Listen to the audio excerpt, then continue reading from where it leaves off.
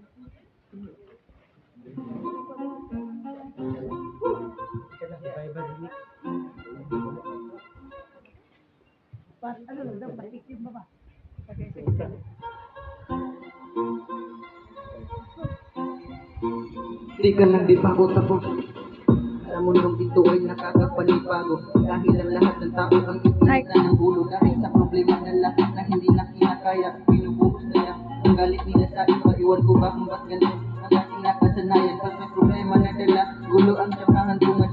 Kung baon na sa problema tungkol kasi may solusyon yan. Yan ang sabi ng iba. Kung nai-stress ka lang, huwag mo ito pababayaan. Dahil daan naman ang iyong mga kaibigan. At isipin mo na lang na kaya mo itong labanan para maging okay lang pati ang iyong kalooban.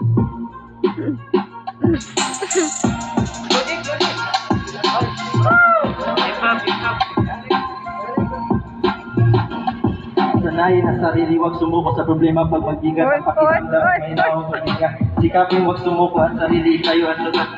Sisasakay mo yun sa kunti mo po.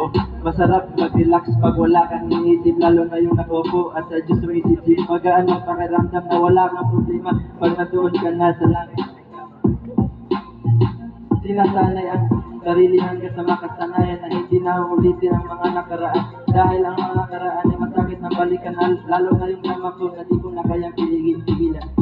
Manatiling mahina sa problema mong dala, mag-isip ka ng mabuti at huwag kang magpadala sa sitwasyong matigas na di mo na kinakaya. Maging positive ka lang at lagi mong tatandaan ang problema mong dala, sa Diyos mo itadaan.